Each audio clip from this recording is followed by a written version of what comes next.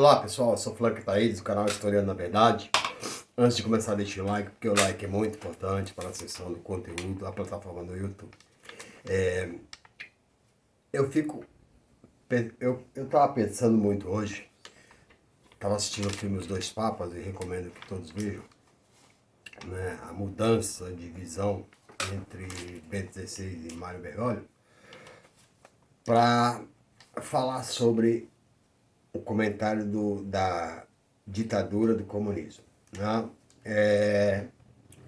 E aí eu lembro, né, que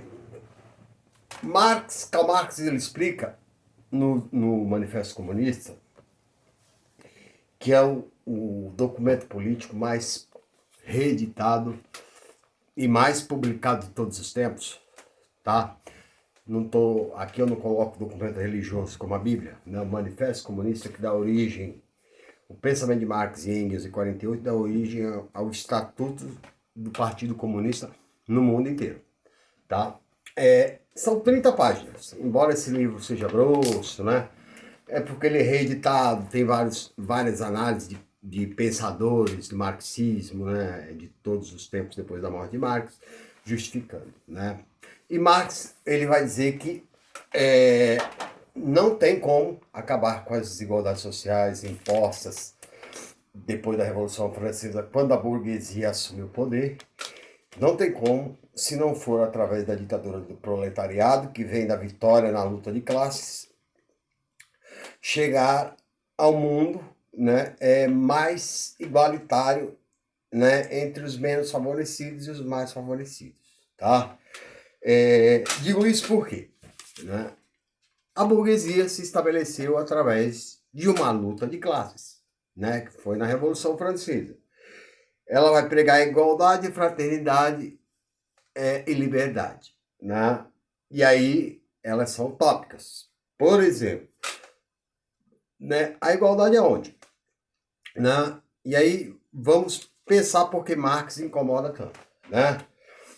No 18 de maio, ele diz que a história, quando acontece uma vez, é uma tragédia, da segunda vez é uma farsa.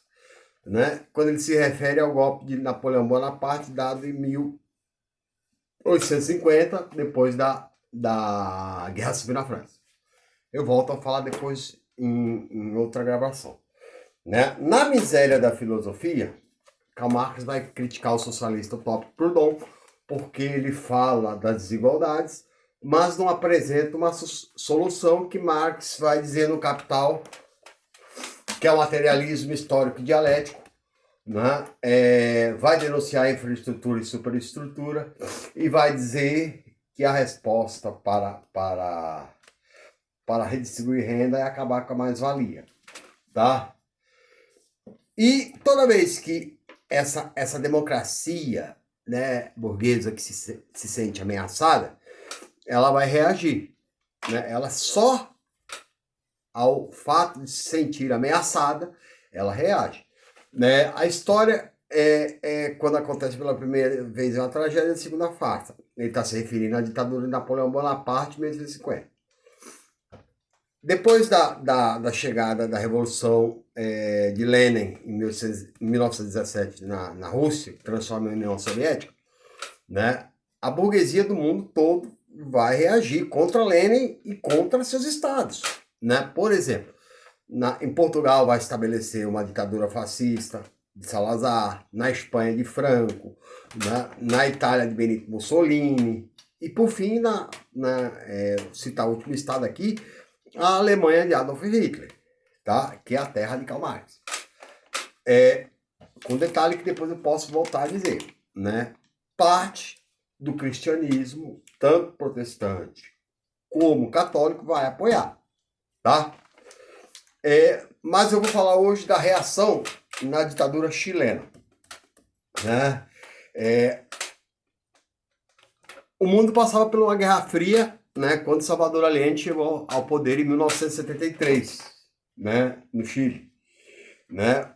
Pela primeira vez, né, no Chile, um marxista, né, Salvador Allende era um marxista, havia chegado ao poder eleito, né? Ele tinha perdido a eleição porque os Estados Unidos participavam da Guerra Fria e interferia na América, interferia em toda a América do Sul durante os anos 60, 70, né? Depois eu posso falar da ditadura no Brasil, ditadura no Peru, no Equador, na Argentina, né? Mas eu vou usar hoje a chilena, que ela foi a mais sangrenta, tá?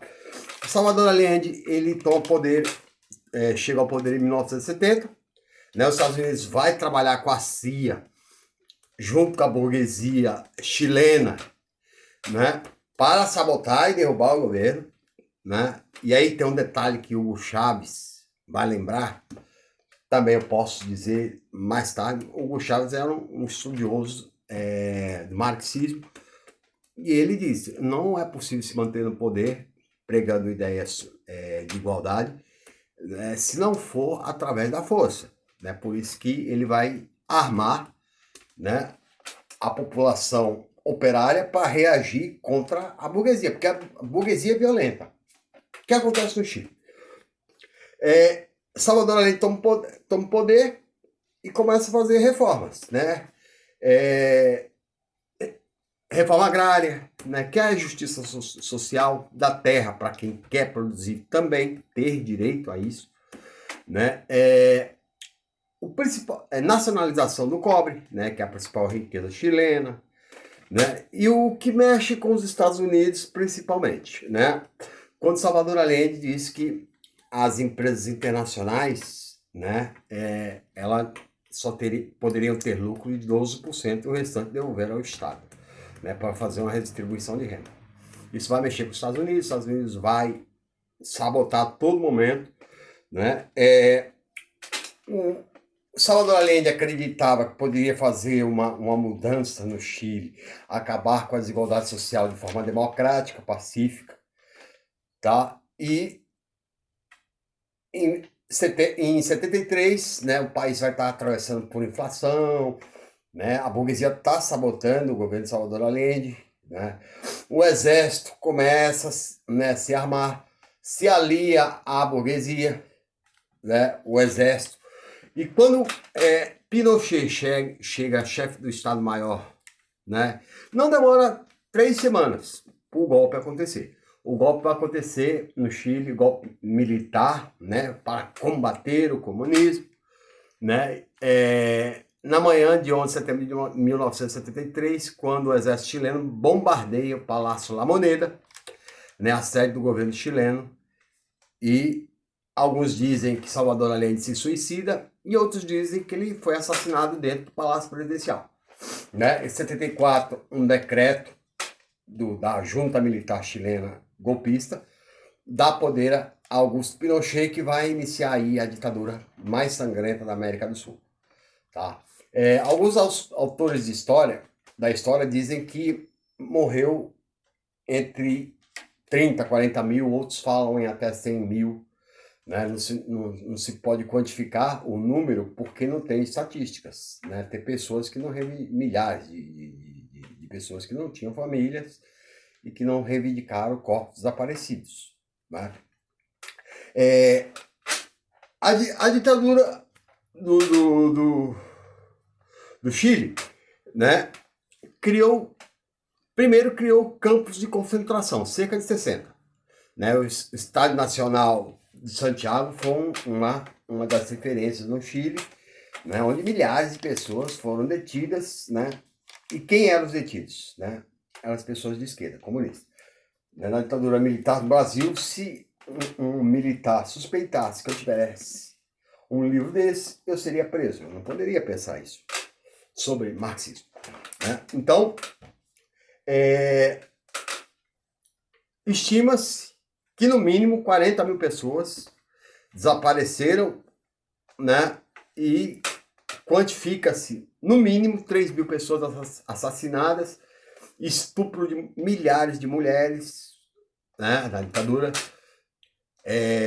as práticas de tortura que foram apreendidas com a CIA, né? O Pinochet foi o primeiro a inaugurar, né, a colocação de ratos vivos na genitália das mulheres para que comesse por dentro, né? Depois foi estabelecido no Brasil, virou uma moda esse tipo de tortura, né? o estupro de mulheres pelo coletivo dos torturadores. Né? Alguns historiadores afirmam que Pinochet chegou até a praticar canibalismo. Eu não sei, não tenho como afirmar isso, mas a maioria deles falam também no estupro de mulheres por cachorros, né, pastor alemão, né, pelos torturadores. Né? E aí, através da ditadura sangrenta, violenta, reacionária, de direita, conservadora, em nome de Deus, contra o marxismo, né? Isso já estava sendo estudado pelos Estados Unidos, porque quando Salvador Allende anuncia esse lucro de 12% para as empresas, né, Nixon, presidente dos Estados Unidos, vai chamar a Milton Friedman, que é da Escola de Chicago, né, dos neoliberais, né, para apresentar uma resposta para isso. E a Escola de Chicago vai escrever o Plano de Tijolo. Paulo Guedes é da Escola de Chicago, Chicago Boys. E aí eles, né, escrevem um calhamaço, um documento, propondo um estado de choque. Pela primeira vez usasse o choque na economia. Né? E aí derruba-se o governo, e em 75 Milton Friedman vai para o Chile e estabeleceu o neoliberalismo. Tá? O Estado, né, pela primeira vez, o mercado passa a ser mais importante do que o ser humano. O neoliberalismo defende o mercado primeiro, depois o ser humano. Tá? E aí vocês podem ver na questão do Paulo Guedes. Ele é primeiro mercado, o humano depois. Tá? E aí corta-se 20% dos gastos públicos para o povo. 30% dos servidores públicos que servem ao povo são demitidos. Gastos sociais cortados. O que é gastos sociais? Acaba a saúde pública, a educação pública, auxílio público, tudo que é público para os mais carentes ou para o povo é cortado. Moradia, tudo que é investimento ao povo é cortado, tá? Reduz o gasto do Estado, né? E para cortar impostos para a burguesia. E aí vai haver uma brutal desigualdade social no Chile, tá? Isso tudo sob a forte ditadura dele, né? Para se ter uma ideia, Salvador Allende, depois de morto, né? Uma pessoa importantíssima no Chile vai morrer também, e suspeita-se que foi envenenado, foi o Pablo Neruda. Pablo Neruda é um dos maiores poetas do mundo, né? A ditadura não ia ousar em assassiná-lo assim na cara de pau. Então, ele suspeita-se que ele foi envenenado, tá?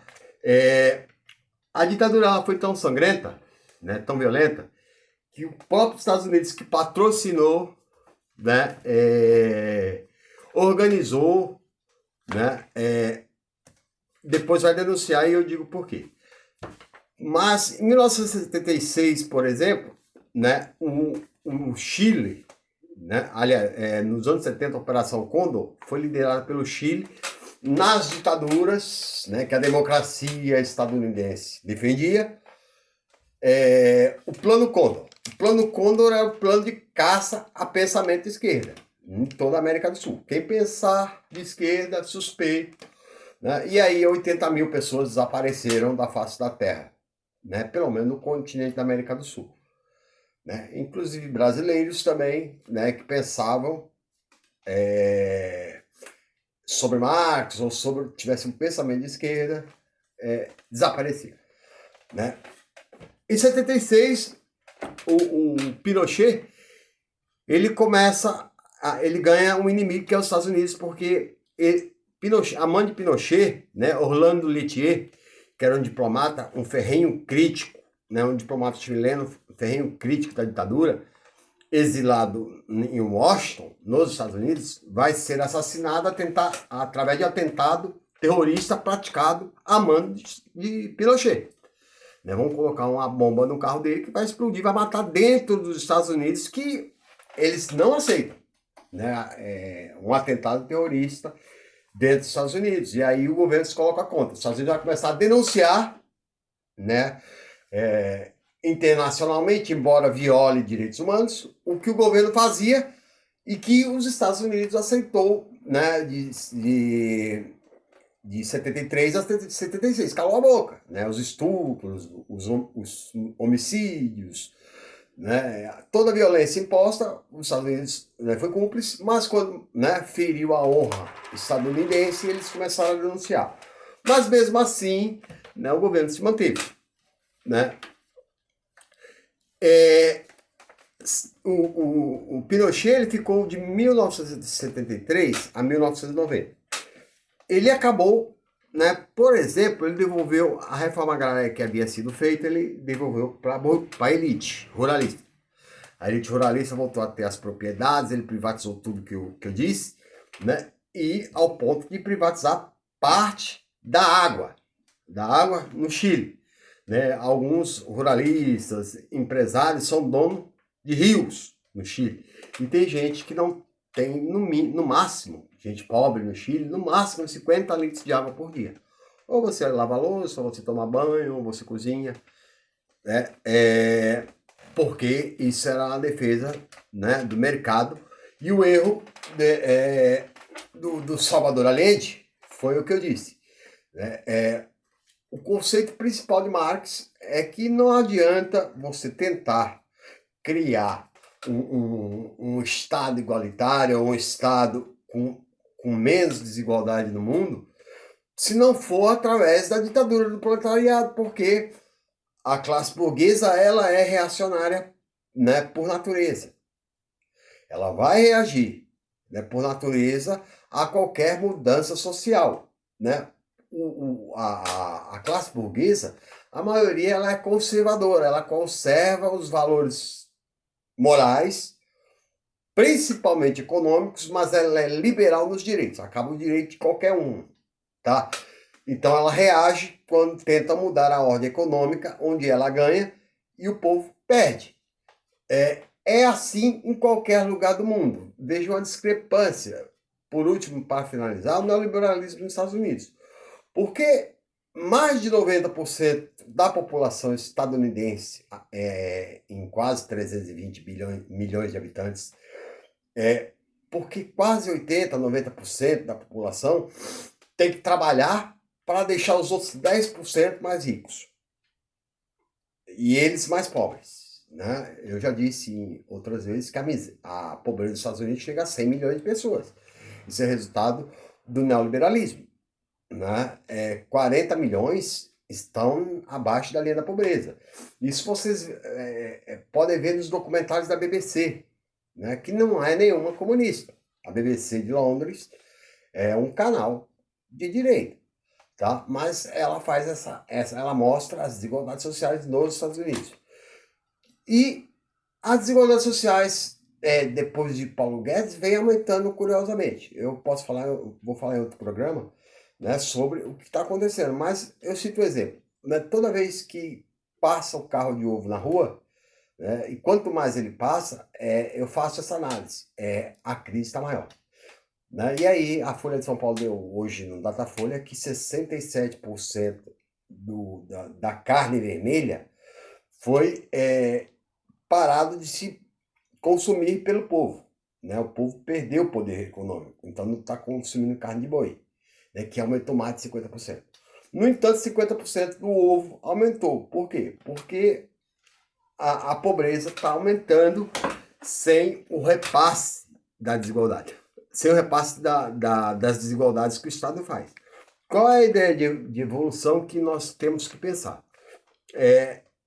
Quando nós envelhecemos, assim, a sociedade ela vai evoluindo.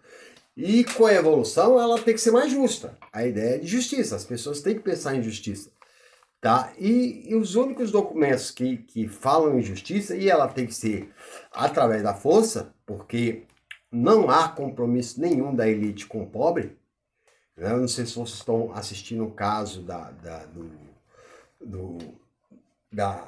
Prevent Saúde. Não há compromisso com o povo. Eles não têm compromisso. Quanto mais miséria, mais eles ganham. Então, se não houver uma revolução do povo, né, para reivindicar seus direitos, a miséria vai se estabelecendo, como há hoje no Brasil, quase 20 milhões de pessoas que não têm o que comer. Ok? Essa foi a minha participação e até a próxima.